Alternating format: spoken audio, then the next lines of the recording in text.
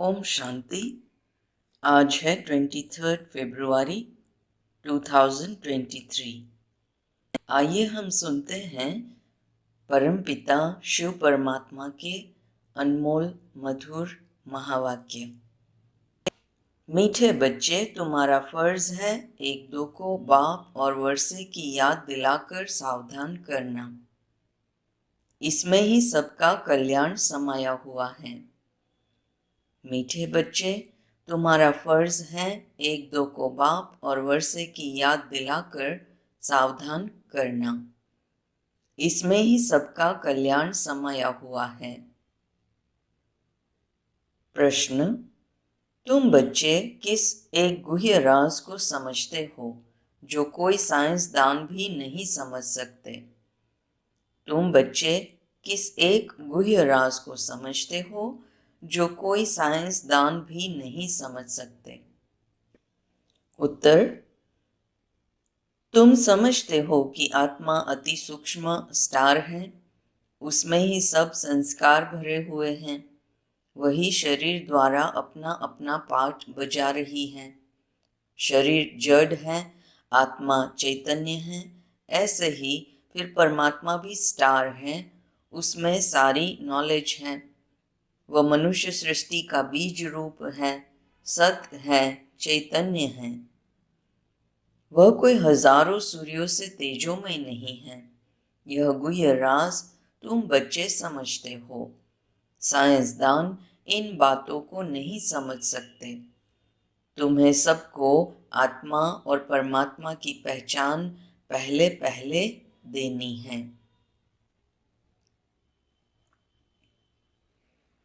गीत बजा है माता, ओ माता तू सबकी भाग्य विधाता। ओम शांति। बाप बच्चों प्रति कहे कि बच्चे स्वदर्शन चक्रधारी भव। यह बाप ने बच्चों को सावधानी दी। बच्चों को भी एक दो को सावधानी देनी है। बाप को याद करने से झट व नशा चढ़ जाता है। स्मृति दिलाने के लिए एक दो को सावधान करना है। जैसे आपस में मिलते हैं तो नमस्ते आदि करते हैं ना, परंतु उनसे कोई कल्याण नहीं होता है। कल्याण तब होता है जब तुम बच्चे एक दो को सावधानी देंगे। स्वदर्शन चक्रधारी अक्षर में सब कुछ आ जाता है। बाप का परिचय, मर्तबे का परिचय, चक्र का भी परिचय आ गया। तो एक दो को सावधानी देना पहला फर्ज है। याद कराने से खबरदार हो जाएंगे। घड़ी घड़ी एक दो को सावधान करना है। बाप और वर्षे को याद करते रहो। स्वदर्शन चक्रधारी हो, अपने को अशरीरी समझ, अशरीरी बाप को याद करते हो। याद अर्थात योग। योग से ही तुम्हारी निरोगी काया बनती है। यह अभी का पुरुषार्थ है। अंत में जब एकदम कर्मातीत अवस्था हो जाएगी तब निरोगी बनेंगे। अभी तो पुरुषार्थ ही है। अभी बाप बैठ बच्चों को समझाते हैं, क्योंकि जानते हैं सभी बेसमझ हैं। जब देवताओं आदि की पूजा करते हैं, उनके ऑक्यूपेशन का कोई को पता नहीं है, तो तुमको समझाना है। हम सबकी बायोग्राफी बता सकते हैं। पहले तो मुख्य परमपिता परमात्मा को जानना है। उसमें भी बहुत मनुष्य मूंझते हैं। कहते हैं परमात्मा का कोई नाम रूप नहीं है। तो पहली पहली मुख्य बात है आत्मा परमात्मा का भेद और ज्ञान बताना। यह तो जानते हैं सब आत्मा है। पुण्य आत्मा पाप आत्मा कहा जाता है। पाप परमात्मा नहीं कहेंगे। पतित दुनिया है ना, परमात्मा तो पतित नहीं होता। इसलिए मनुष्य को पहले पहले आत्मा को जानना है, क्योंकि आत्मा का ज्ञान कोई भी मनुष्य में नहीं है। आत्मा ही सुनती है। आत्माएं खाती पीती सब कुछ करती हैं इन ऑर्गन्स द्वारा। आत्मा का रूप क्या है? कहते हैं चमकता है भ्रुकुटी के बीच में अजब सितारा। तो आत्मा का रूप समझाना पड़े ना। आत्मा का रूप कोई इतना बड़ा तो नहीं है। आत्मा अति सूक्ष्म है। आत्मा का रूप है जीरो अथवा बुरी यानी बिंदी भी कहते हैं। अब इस पर भी विचार करना चाहिए कि आत्मा कितनी सूक्ष्म है। मनुष्य पूछते हैं, आत्मा शरीर से कैसे निकलती है, कहाँ से निकलती है? कोई कहते हैं कि खोपड़ी से निकलती, कोई कहते हैं आंखों से निकलती, क्योंकि दरवाजे तो बहुत है ना। परंतु आत्मा है क्या चीज, यह जानना बड़ा वंडरफुल है। तो पूछते हैं आत्मा निकलती कैसे है, यह नहीं कहते आत्मा आती कैसे है। परंतु पहले तो मालूम होना चाहिए कि आत्मा क्या चीज है। कितनी छोटी सी आत्मा में 84 जन्मों का पाठ भरा हुआ है। यह बातें मोस्ट वंडरफुल है। आत्मा है तो बरोबर स्टार मुआफिक, उसको बड़ा नहीं कहेंगे। एरोप्लेन ऊपर जाने से बहुत छोटा दिखाई पड़ता है, परंतु आत्मा बड़ी नहीं होती, उनका तो एक ही रूप है। तो पहले पहले आत्मा को जानना चाहिए। मैं आत्मा कैसे इस शरीर में प्रवेश करता हूँ। भल कोई कोई को साक्षात्कार होता है, जैसे स्टार है। उस छोटी सी आत्मा में सब नॉलेज भरी हुई है। आत्मा है एक ही, यह बड़ा वंडर है। परमात्मा के रूप का भी किसी को पता नहीं है। वास्तव में जैसी आत्मा है वैसे ही परमपिता परमात्मा है। वह भी बाप है। भल यहाँ बाप और बच्चा छोटा बड़ा होता है, परंतु आत्मा छोटी बड़ी नहीं हो सकती। आत्मा और परमात्मा के रूप में कोई भेद नहीं है। बाकी दोनों के पार्ट में, संस्कारों में भेद है। बाप समझाते हैं, मेरे में क्या संस्कार हैं, तुम आत्माओं में क्या संस्कार हैं। मनुष्य आत्मा और परमात्मा के रूप को न जानने के कारण आत्मा परमात्मा एक कह देते हैं। बड़ा घोटाला कर दिया है। जानना बहुत जरूरी है। परमात्मा भी है, ब्रह्मा विष्णु शंकर भी हैं, इन सब में आत्मा है। जगत अम्बा सरस्वती को गॉडेस ऑफ नॉलेज कहते हैं, तो जरूर सरस्वती की आत्मा में नॉलेज होंगी, परंतु उनमें कौन सी नॉलेज है यह कोई को पता नहीं है। सिर्फ कह देते हैं गॉडेस ऑफ नॉलेज। अखबारों में आर्टिकल्स आदि पढ़ते हैं तो उस पर समझाना चाहिए। तुम कहते हो सरस्वती गॉडेस ऑफ नॉलेज, परंतु उसने कौन सी नॉलेज दी, कब दी? उनको जरूर गॉड से नॉलेज मिली होंगी ना। गॉड का रूप क्या है? गॉडेस ऑफ नॉलेज यह नाम कैसे पड़ा? नॉलेजफुल तो गॉड है, उसने सरस्वती को नॉलेजफुल कैसे बनाया? एक ही बात पर किसी को संगम पर खड़ा कर देना चाहिए। बाबा कहते हैं, हम समझाते हैं, बाकी लिखने के लिए तो संजय यानी जगदीश भाई निमित्त रहे, वो है। यह है नंबर 1 मुख्य एक्टर। यह तो बाबा के साथ राइट हैंड होना चाहिए, परंतु ड्रामा की भावी ऐसी है जो इनको दिल्ली में भी रहना होता है। कल पहले वाला पार्ट है, अर्जुन का नाम मुख्य गाया हुआ है। अब तुम बच्चे हर बात का अर्थ समझते हो, पहले पहले तो आत्मा और परमात्मा को समझना है। बाप ने बच्चों को समझाया है, आत्मा स्टार है, उसमें सारी नॉलेज कैसे भरी हुई है, यह कोई साइंसदान भी समझ नहीं सकेंगे। आत्मा में ही सब संस्कार रहते हैं। अब आत्मा तो स्टार है। अच्छा, परमात्मा का रूप क्या है? वह भी परम आत्मा ही है, फर्क नहीं है। यह जो महिमा गाते हैं वह हजारों सूर्यों से तीखा है, ऐसा नहीं है। बाप कहते हैं, सिर्फ तुम्हारी आत्मा में नॉलेज नहीं है, मैं परमात्मा नॉलेजफुल हूँ, बस यह फर्क है। माया ने तुम्हारी आत्मा को पतित बना दिया है, बाकी कोई दीवा नहीं है बुझा हुआ। सिर्फ आत्मा से नॉलेज निकल गई है, बाप और रचना की। सो अब तुमको नॉलेज मिल रही है। बाबा में नॉलेज है, वह भी आत्मा है, कोई बड़ी नहीं है।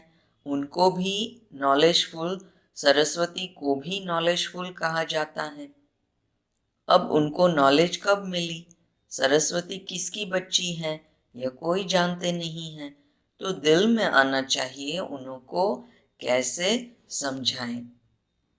बाप परमात्मा कौन है वह भी समझाना है कि वह स्टार है, उसमें सारी नॉलेज है। गॉड फादर मनुष्य सृष्टि का बीज रूप है, सबका बेहद का बाप है। वह सत्य है, चैतन्य है, उनमें सच्ची नॉलेज है। उनको ट्रुथ भी कहते हैं, और कोई में सच्ची नॉलेज है नहीं।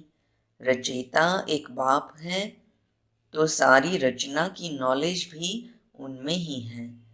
झाड़ का बीज रूप है ना। आत्मा तो चैतन्य है, शरीर तो जड़ है। जब आत्मा आती है तब यह चैतन्य होता है। तो बाप समझाते हैं, मैं भी वही हूँ। आत्मा छोटी बड़ी हो नहीं सकती।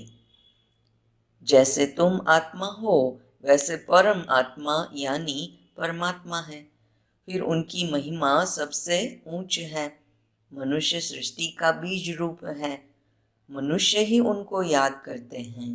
यह तो जानते हैं बाप ऊपर में रहते हैं। आत्मा इन ऑर्गन्स द्वारा कहती है, हे परमपिता परमात्मा। मनुष्य यह नहीं जानते हैं, क्योंकि देह अभिमानी है। तुम अब देही अभिमानी बने हो, अपने को आत्मा निश्चय करते हो। तुम जानते हो गॉड तो निराकार को ही कहा जाता है। हम उनकी संतान हैं। वह गॉड ही आकर नॉलेज देते हैं। उनको नॉलेजफुल, ब्लीसफुल कहा जाता है। रहम का सागर, सुख का सागर, शांति का सागर, यह महिमा दी गई है। तो जरूर बाप से बच्चों को वर्षा मिलना है। उन्होंने कोई समय आकर वर्षा दिया है, तब महिमा गाई जाती है।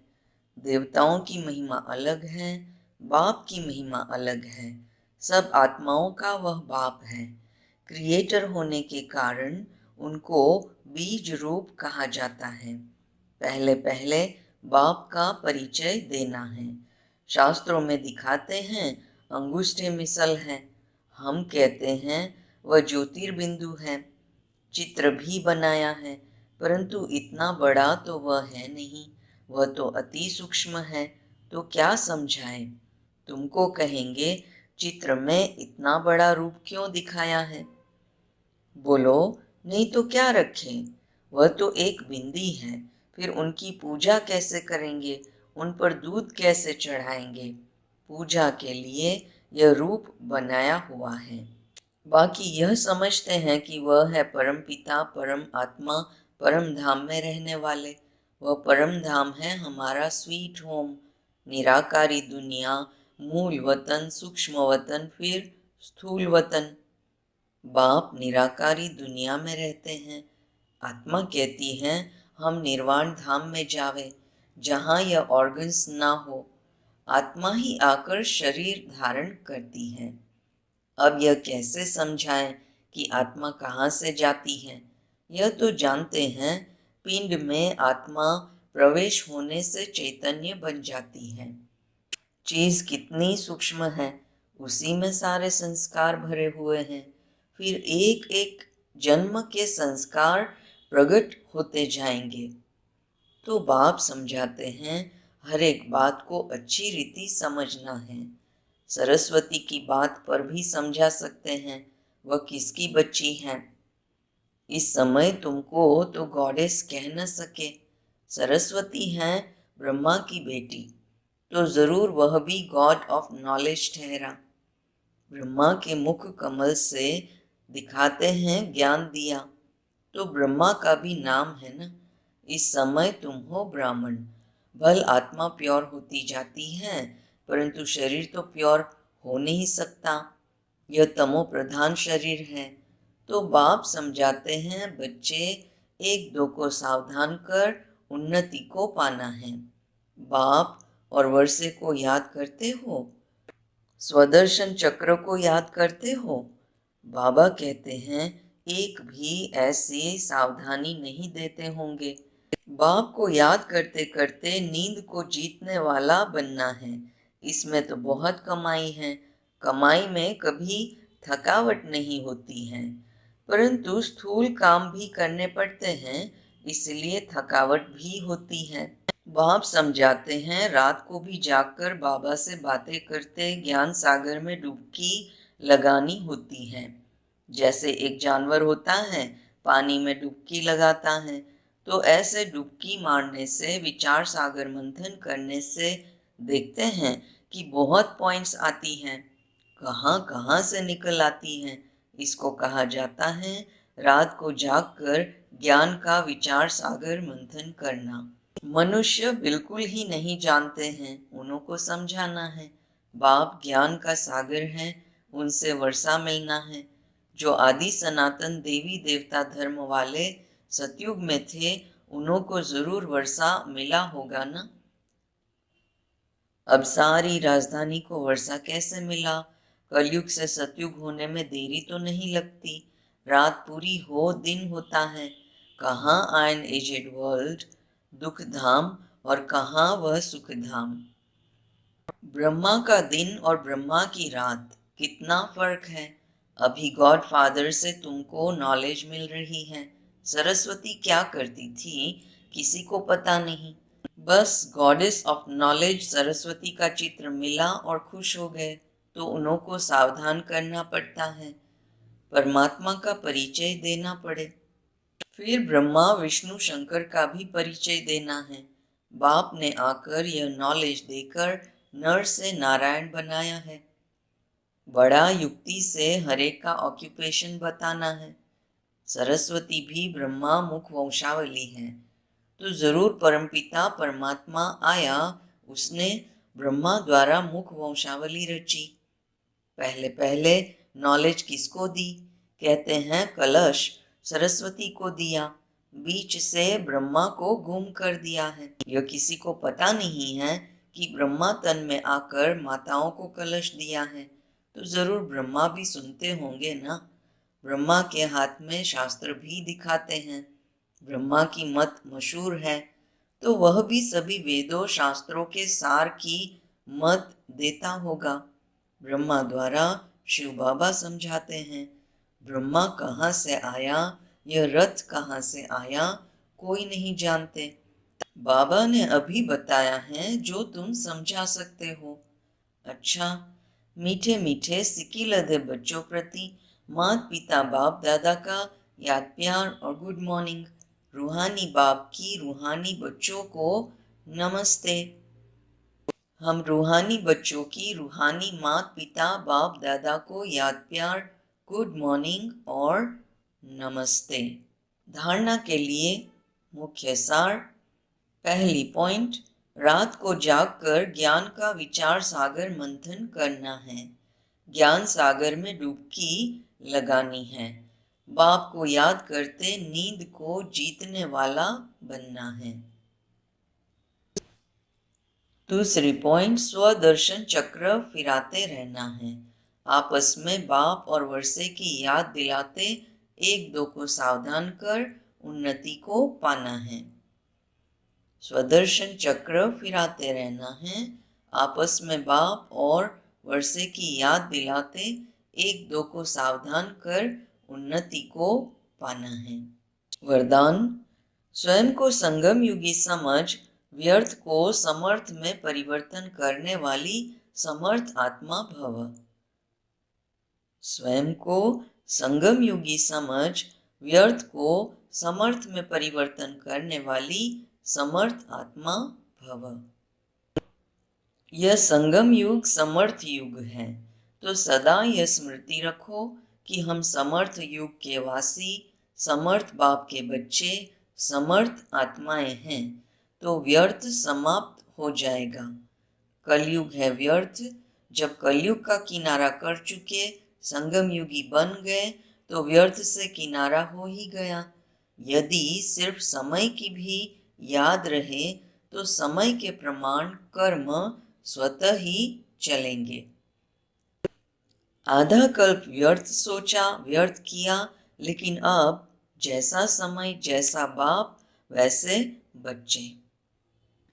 स्लोगन: जो सदा ईश्वरीय विधान पर चलते हैं वही ब्रह्मा बाप समान मास्टर विधाता बनते हैं। जो सदा ईश्वरीय विधान पर चलते हैं वही ब्रह्मा बाप समान मास्टर विधाता बनते हैं। ओम शांति।